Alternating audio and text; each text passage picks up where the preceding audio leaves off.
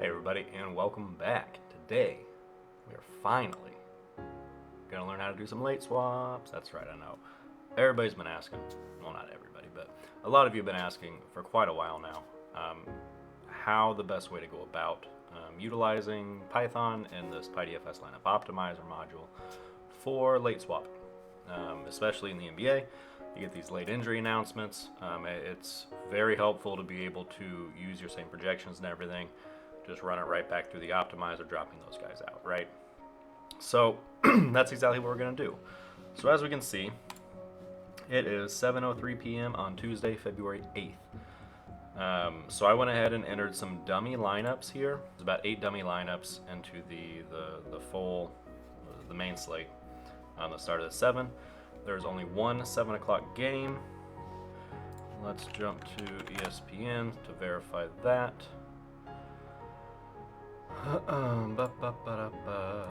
NBA 7 o'clock Phoenix Philly, and then the rest is a 7:30 and later. All right. So, and as you can see, I picked 3 guys from the 7 o'clock game. We've got Seth Curry, we've got Mikal Bridges, and we've got Cam Johnson from Phoenix and Philly. And then just to drive home and make it so obvious that these lineups are being altered, every single other player I picked for the rest of the night has a designation of out. So obviously I did not use my lineup optimizer to create this lineup. I just created this one and dumped it in and made 8 of them real quick just to show how that goes. So to go ahead and do this, because as we can see, we got 25 minutes until the 7:30 games start, and I honestly don't even know if I have players in the 7:30 game or not. I did not pay that close of attention, but I would like to go ahead and pull these players out. Even though, I put 8 entries at a nickel each, I would like to not run lineups with over half the players not playing. So in order to actually edit this, there's going to be a couple of things that we need. First off, we need our player list, right? Our basic player list that's going to have all the player information just like normal. The other thing we will need is going to be our CSV edit lineup download. And this is going to allow us to make bulk edits to our lineups and just resubmit this, and I'll put them all in the right contest. All of mine are in the same contest, so it's not the best example. But we can edit across multiple contests if we like. For those of you who don't know how to get that file, if you come in here to live, just click CSV edit, and then you'll get your slate. So it's slate wide. So if I add lineups in multiple contests in this slate, I would be able to download a CSV template that's going to have all my entries in this slate, and then I'll just re-upload that template with the new lineups. So we're going to leave this here because I'm going to want to upload to that. And we're going to come over here to our code. So we showed you the 2 CSVs that we're using. We can go ahead and close those out because I'm going to need to access them. Don't save. Okay.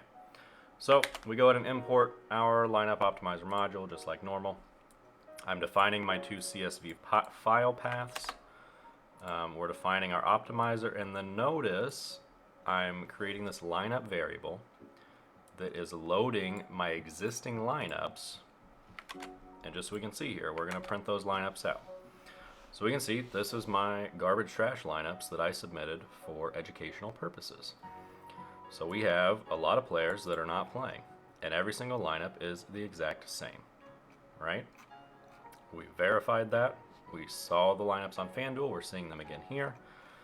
Now this right here, we only need to do on FanDuel because they don't supply any game information, and since we already loaded that up,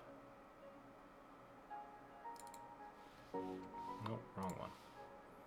Since we've already loaded it in here, I'm going to go ahead and open it again. If we look over here, we have no information about what time the games start, right? We just know that's just the player list information. The game time is not there. The start time is not there. Now, DraftKings does have the game information. If that is included here, it is going to read it up. And I believe the default time zone is set to Eastern. So if anybody has any questions about changing that, it's in the documentation online. I'll be more than happy to drop in a YouTube comment or something, though, or shoot me an email.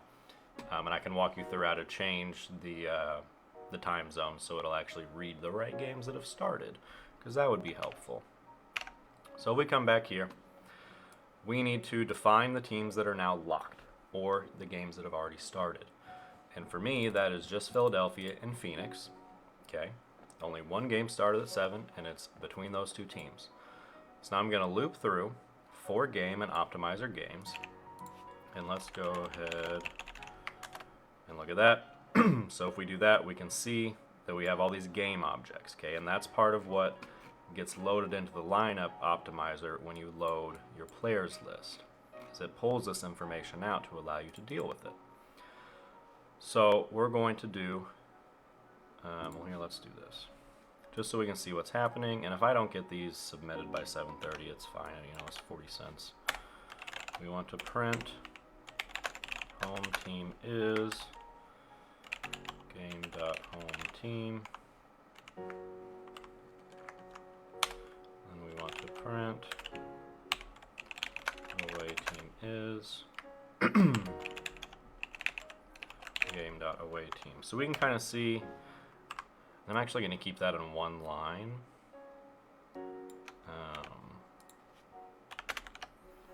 So we get each game in one line. So if we do that, so now we can see each game it reads in. Home team is Brooklyn, away team is Boston. Home team Lakers, away team Milwaukee. So it's going to show that. So it pulls that information in, and it can read that from the player list. However, it doesn't have the start times. So what we're going to do is we create our Phoenix and Philly here, and we're going to loop through and say if game.hometeam is in locked teams, or game.away team is in locked teams, we are assigning the game started parameter for that game to be true, which means it's already started and we can't change those players. So it's going to look through here, and it's only going to pick out Phoenix and Philadelphia and say that game has started. So we run that, perfectly fine. And now we're going to for lineup and optimizer.optimize lineups, and we're passing the lineups object that we already created up here with my existing lineups, okay? And we're going to pass that through and say basically re-optimize these lineups where Philadelphia and Phoenix are locked. And then we're going to print those out. Different lineups than what I had. We still have Seth Curry, we still have Mikal Bridges, we still have Cam Johnson. But all the other players got swapped out, which is a good thing because they are not playing tonight. So we look here and we're looking and we're like, all right, but those are pretty similar lineups, right? Like we want to start, you want to use our player exposures, etc. Well, if we come in here and we set max exposure equals, let's say 0.3. We want no player on more than 3 lineups. It's going to run, but it's going to hit that 4th lineup and it's going to fail.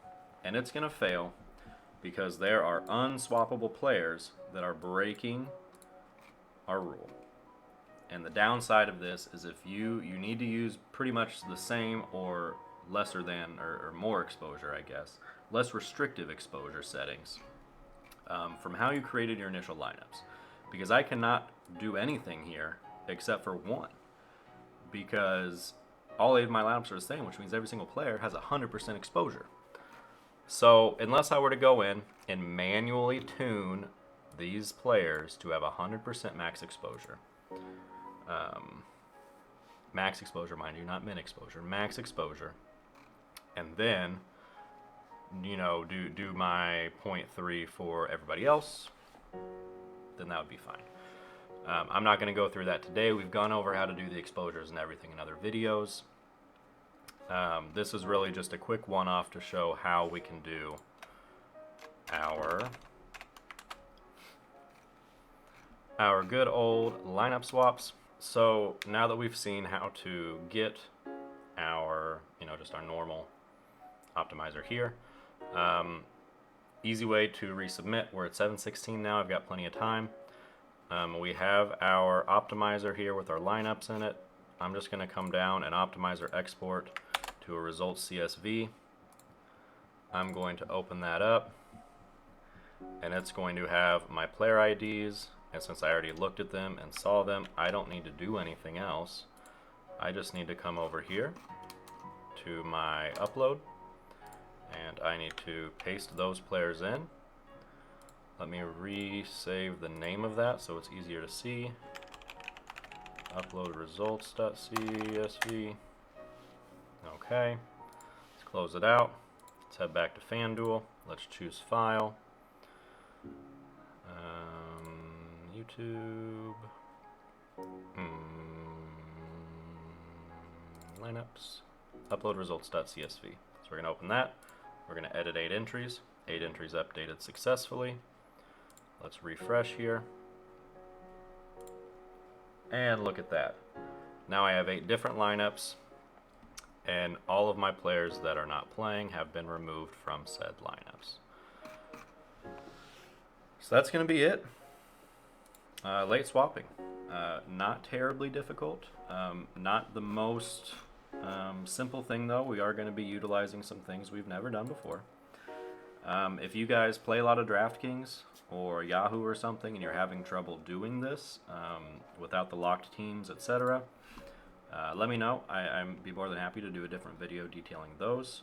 FanDuel is what we've used for the most part on the channel, so that's what I'm going to keep doing. And this should be the most complex because it doesn't have game details. So that's going to be it for today. Big shout out and thank you to everybody in the Patreon.